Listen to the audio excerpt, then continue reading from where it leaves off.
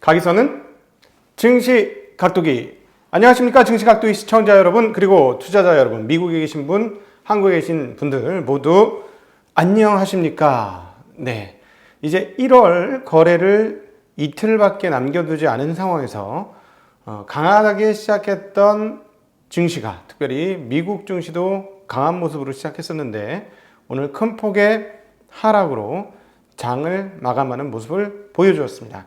역시 어떤 이야기가 나올까 조마조마하면서 관심을 가졌던 연준에서의 발언 중에 하나가 시장의 뒷덜미를 잡았고, 안 그래도 무언가를 계속 뭐라 그럴까, 받기에 익숙한 시장이 원하는 만큼 충분하게 먹을 수 없게 되자, 받지 못하게 되자 발작적 반응을 일부 일으켰다라고 보는 것이 오늘 증시의 흐름입니다. 그럼에도 불구하고 그동안에 많이 올랐었던 부분에 대한 반응이었다라고 평가하는 것이 맞을 것 같습니다. 오늘 증시각도기 TV 평소보다는 조금 빠르게 여러분을 만나 뵙도록 하겠습니다. 오늘의 이루어졌던 일들의 속 내부 사정은 어떠한 것인지 하나하나 점검해 나가도록 하겠습니다. 증시각도기 TV 시작하겠습니다. 네, 오늘은 에듀캐스트닷컴의 1차는 쉬운 투자 이런 거 광고 안 하고 바로 넘어갈게요. 심리 중요하다는 그런 얘기도 들어보시면 이제 아실 테니까 그런 얘기 안 하고 바로 넘어가도록 하겠습니다. 워낙 깜짝 놀라셨을 것 같아서 S&P 많이 빠졌어요. 네, S&P 500이 2.57%나 빠졌고, 다우는 2.05%, 나스닥이 2.6%, 러셀 2000은 1.87% 빠졌는데 종목군으로 들어가면 훨씬 더 황당한 수준의 하락을 기록을 했죠. 네, 무려 알파벳이 5% 가까운 하락, 4.67, 페이스북 3.5, 아마존 0.8, 애플 0.77 등 마이크로소프트를 제외한 모든 빅테크들이 상당히 큰 폭으로 하락을 했고, 특별히 반도체 주식들은 거의 폭락세를 나타내었습니다. 필라델피아 반도체 지수 자체가 5% 이상의 하락을 보여주었고요. 퀄컴 5.4, 마이크론 테크놀로지 5.5, AMD는 무려 6.2, 엔비디아 3.8, 테슬라 2.1, 넷플릭스 6.8, 그리고 인텔 2.9% 등 칩 주식들과 그동안에 많이 올랐던 가장 좋게 보여주었던 종목군들의 하락이 굉장히 크게 나온 하루였습니다. 도대체 왜 이런 일이 벌어졌는지 이야기하고, 앞으로 전개는 어떻게 될지, 이 폭락세가 이제 하락의 전조인지 아니면 잠시 스쳐 지나가는 그런 홍역인지 한번 보도록 하겠습니다. 네, 핵심은 이거예요. 연준이 1개월짜리 레포 시장에서 단계적으로 빠져나가겠다, 이 레포를 단계적으로 폐지하겠다라고 이야기를 한 것이죠. 왜? 머니마켓 시장이 상당히 원활하게 지금 잘 돌아가고 있기 때문에 이제 더 이상의 레포 시장 개입은 없다라는 이야기로 해석 가능합니다. 이게 도대체 무슨 얘기냐? 네, 레포 시장이 뭔지부터 말씀을 드려야 되겠죠. 영어 안 쓸게요. 바로 쉽게 얘기하도록 하겠습니다. 은행권이나 금융권들은 다양한 채권을 들고 있죠. 그렇죠? 그 채권을 들고 이자를 따먹는데, 그리고 또 예금으로,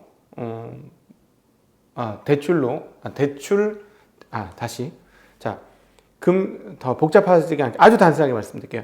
채권을 가지고 있죠. 채권을 갖고 있으면 이게 돈인가요? 이건 현금은 아니에요. 자, 그렇기 때문에 이걸 가지고 현금 마련하고 싶은 사람들이 있을 거예요. 채권의 기간별로 여러 가지가 있을 건데, 근데 현금을 땡겨올 때도 여러 가지 기간이 있을 거예요. 하루짜리 돈을 땡겨올 수도 있겠고, 한 달짜리, 또 몇 개월짜리, 1년짜리 이렇게 다양하게 있을 것인데, 네, 레포 시장은 어떤 시장이냐면, 금융기관이 가지고 있는 채권을 담보로, 담보물을 가지고 돈을 빌려오는 시장인데, 내가 그거 다시 나중에 사갈게 라고 약속해서 가지고 오는 시장이에요.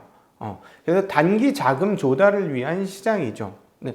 내가 사는데 잠깐만 내 거 이거 하고 돈 좀 빌려줘.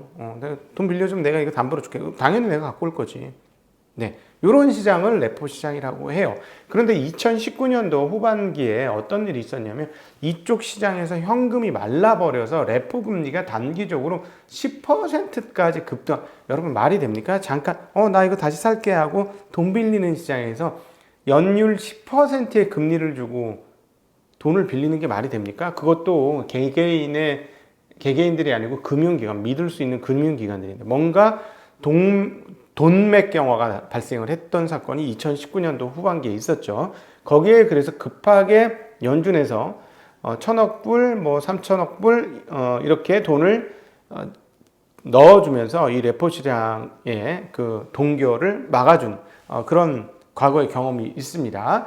그런데 이제 거기에서 빠져나가겠다라는 것으로 저는 들렸어요. 조금 더 자세한 내용이 앞으로 더 나와야 되겠습니다만 일단 저희들에게 타전된 소식만으로는 이제 이 연준에서는 이 시장에 빠져나오겠다. 사실은 이상했기 때문에 들어갔었던 시장에서 빠져나오는 거니까 비정상화의 정상화입니다. 일종의.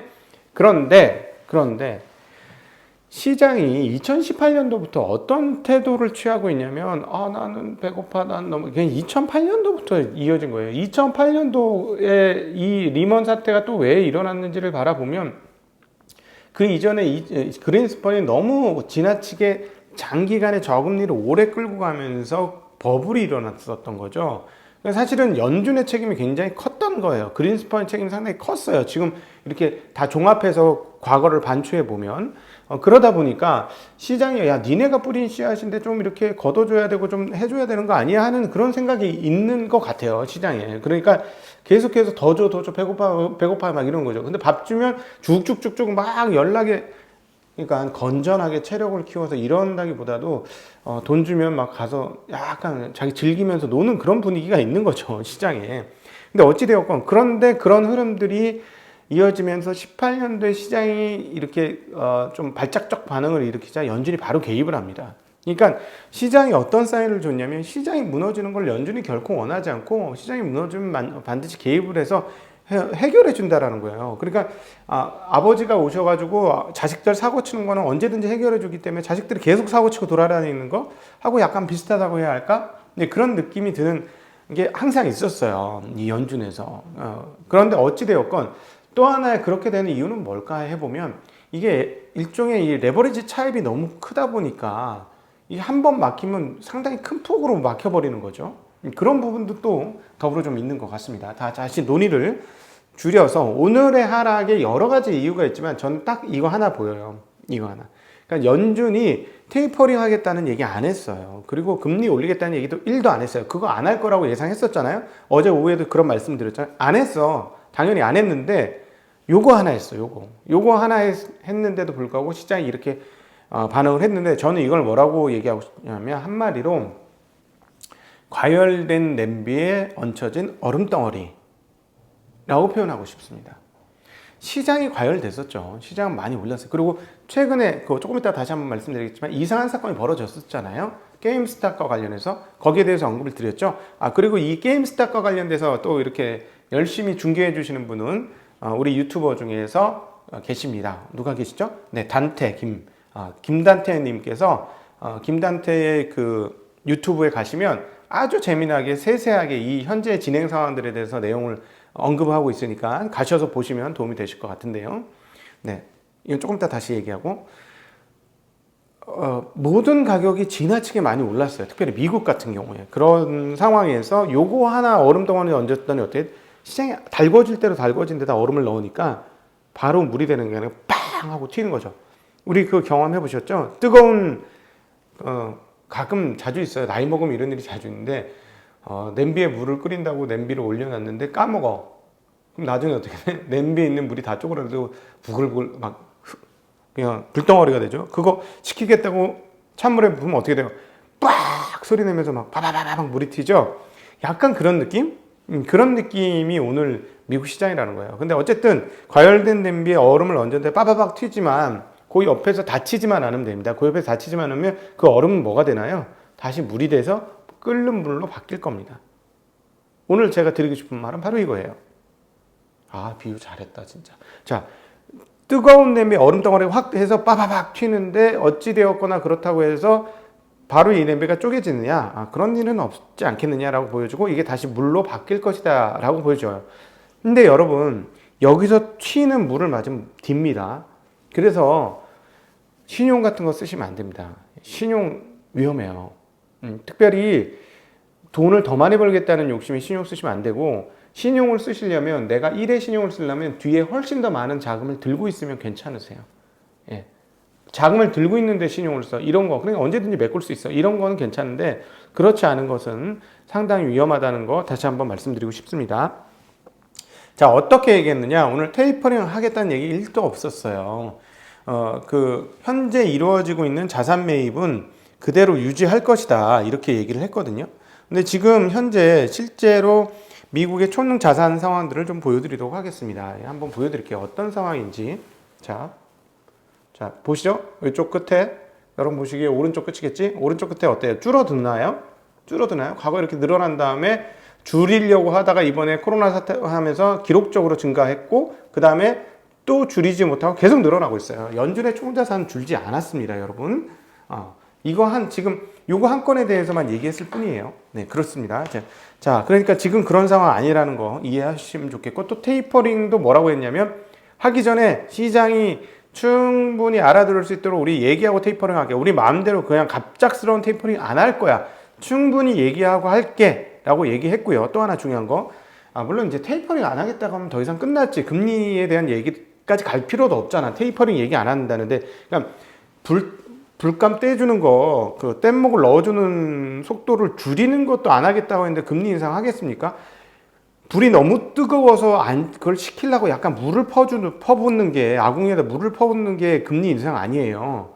근데 지금은 물을 퍼붓겠다는 얘기가 아니고, 땔감 넣는 속도는 그냥 계속 잘 불타게 그냥 넣어줄게 라는 거잖아요. 대신에 불이 너무 뜨거워지는 것 같아서 뗏목을 좀 덜 넣어줄 때는 내가 얘기할게. 나 이제 좀 천천히 넣을 거야. 뗏목 천천히 넣을 거야. 라는 얘기 해준다고 한 거예요. 그러니까 이제 물 붓는 거, 불에다 물 붓는 금리 인상하고는 지금 상황이 아니다. 다르다라는 건데, 어찌되었거나, 뭐라고 얘기했냐면, 물가에 대해서 최근에 올라간 인플레이션에 대해서는, 그러니까 최근에 우리가 BER 얘기했잖아요. BER, Break Even Rate. 그러니까 제가 본전금리가 계속 올라가서 약 2% 정도 돈은 받아줘야만 이게 본전 같다는 느낌, 은행에서 2% 금리는 받아야 본전 같다는 느낌 들게 해준다.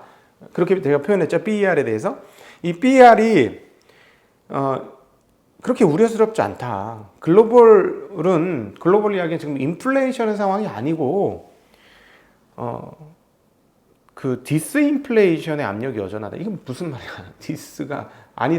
디스는 아니다라는 접도고, 인플레이션이 아니다라는 거지. 아닌 인플레이션의 압력이 높다. 그러니까 오히려 디플레 압력이 높다라는 거 아니겠어요? 지금 세계 전체적으로는.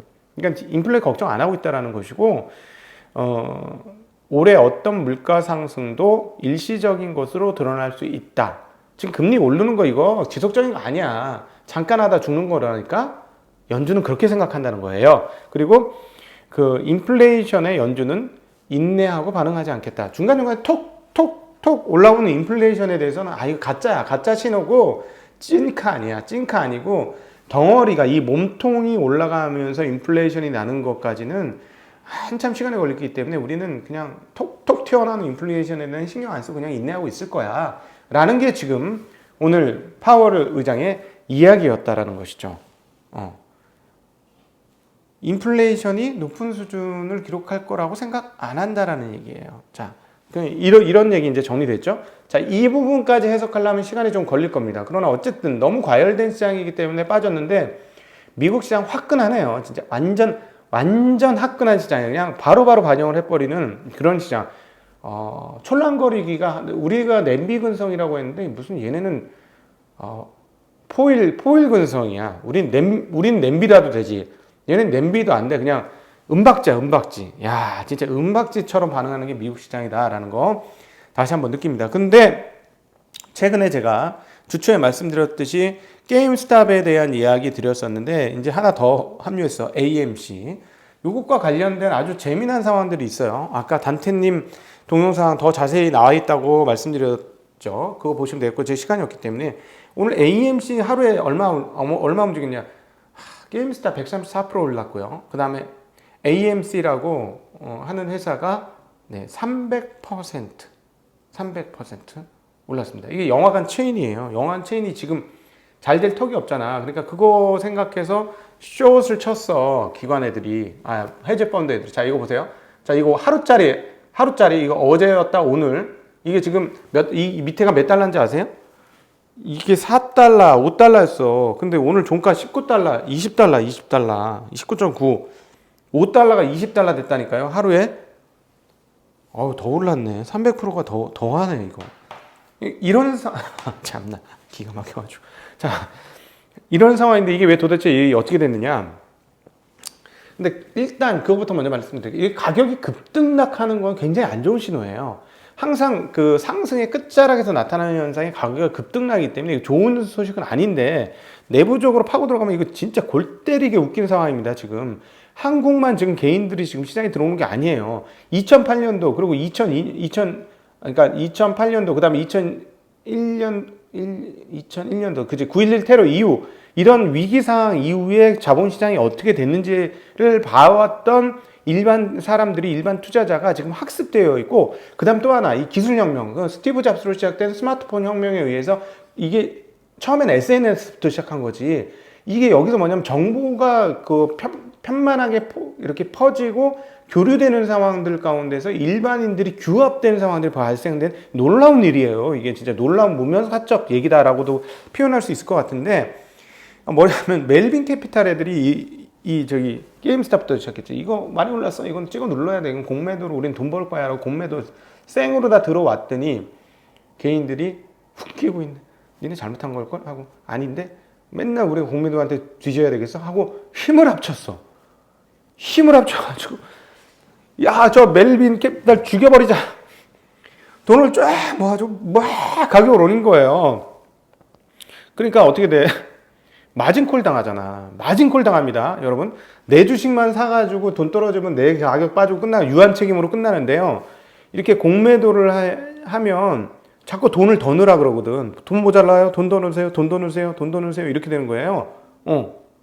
그 마진콜이라거든요. 마진콜을 당하니까 얘네가 얼마나 힘들었던지, 다른 헤지 펀드로부터 돈도 빌려가지고 돈을 넣은 거예요. 마진콜 당하니까. 그것도 굉장히 큰 돈. 1, 200억이 아니야. 조단.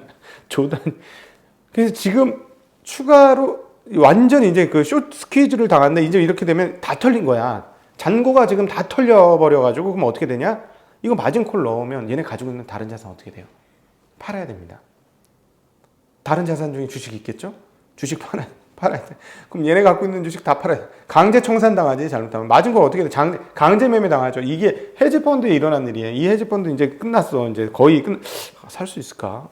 진짜 개인들이 따끔한 공매도 세력을 아주 작사를 내놓는 상황이죠. 그냥 아주 진짜 죽여버렸어, 지금. 야, 제가 너무 오늘 제 표현 중에 아주 가장 격한 표현들이 오늘 많이 나타나는데, 물론 저 혼자는 더 격하게도 얘기합니다만, 엄청 격한 표현을 했을 수밖에 없는 이유가 정말 완전 작사를 내놓은 거예요. 개인들이 힘을 합해가지고. 정말 놀라운 일인데, 하여튼 이런 일이 벌어졌다는 거. 근데 이거가 우리 입장에서는 이게 좋은 뉴스냐는 거예요. 이런 일이 벌어지는 게.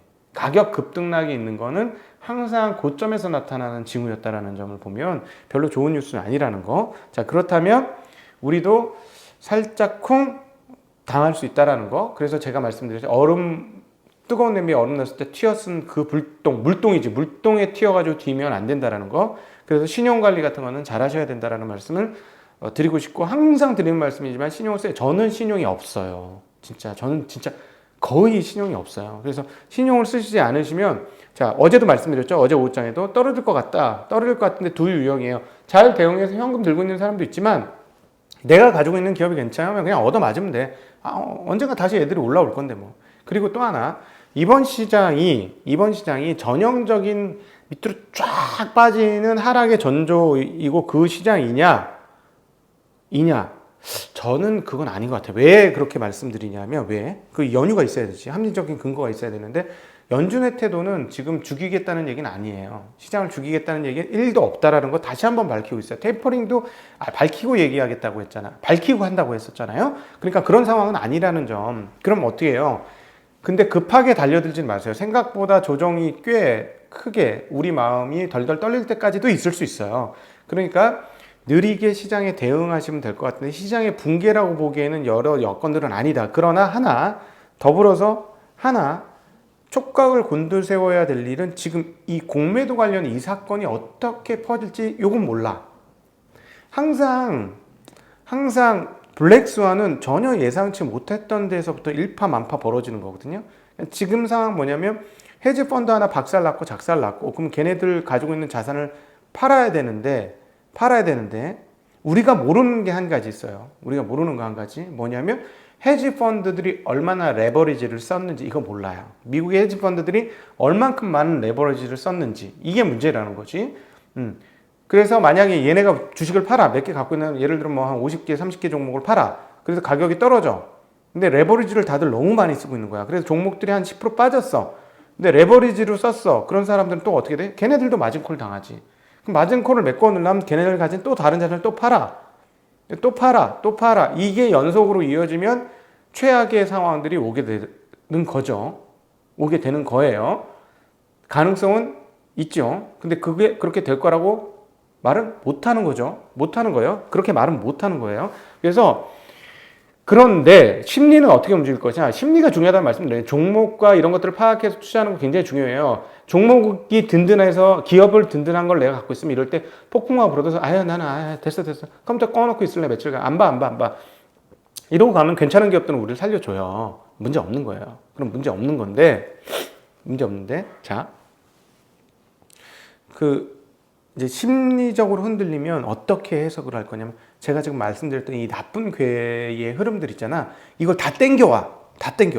어머 헤지펀드 이거 되면 다른 데도 또 일파만파 분명히 레버리지 분명히 차이가 많을 것이고 그러면 또 일파만파 그럼 시장의 붕괴로 연속돼서 이어질 것이야 라고 확신을 하면서 땡겨오면서 암울한 심정이 더 암울한 현실 상상이 되면서 그렇게 행동한다는 것이죠. 심리는 그렇게 움직여요. 심리는 공포에 상당히 민감하게 반응되게 돼 있어요. 왜냐하면 이게 생존하기 위한 법칙이에요. 불이 나거나 맹수를 보면 도망가고 싶은 게 두뇌잖아요. 그렇기 때문에 위기가 있으면 그것을 빨리 피해야 생존하기 때문에 위기가 무엇인지를 빨리 땡겨서 생각하려고 하는 두뇌의 본능적 두뇌 작용이 있어요. 여러분의 의지하고 상관없어요. 상관없이 뇌가 그렇게 돌아간다는 것이죠. 그때 어떻게 이성을 찾아야 된다는 거예요. 그래야 투자에서 이길 수 있다는 거예요. 그래서 이성은 어떻게? 정황적인 상황들을 다 본다. 가능성이 없는 건 제로는 아니야. 이 부분에 대해서. 가능성은 있어. 문제가 있을 수 있어. 근데 확률적으로 가능성이 그렇게 높아? 아니야. 그렇게 또 높지도 않아. 예. 그렇게 보시면서 냉정하게 이성으로 돌리셔야 합니다. 이때부터는 감정의 두뇌, 1차적 시스템 1을 꺼두시고 2차적인 뇌로만 반응하셔야만 생존하실 수 있다는 점 여러분한테 다시 한번 말씀드리고 싶습니다. 오늘 높아짐에 이런저런 얘기를 많이 하게 되었어요. 중국에 대해서 젠 사키 백악관 대변인이 코로나19 중국 기원설에 대한 강력하고 분명한 조사를 원하며 화웨이 등 중국 기업 제품 사용을 제한할 필요가 있다고 해서 현 정부에서도 트럼프가 했었던 것들이 일부 유지가 된다는 점을 보여줬다는 점에서 이 부분은 오늘 중국 시장에 어떤 영향을 미칠지도 잘 보셔야 할 것 같습니다. 네, 이상으로 미국 마감에 대해서 잘 정리가 되는지 모르겠는데 여러분 저는 일단은 저 생각에는 8, 9할의 확률로 조종이다. 이거는 추세적 하락이 아닐 것이다 라는데 저는 베팅을 하도록 하겠습니다. 네, 이상으로 증시각도기 TV 1월 28일 목요일 미국 마감 시황 마치도록 하겠습니다. 여러분 힘내시고요. 마음을 단단히 먹으시고 이성만 돌리시는 오늘 하루가 되시기를 부탁드리면서 이따 오후에 뵙도록 하겠습니다. 인사드리겠습니다. 안녕.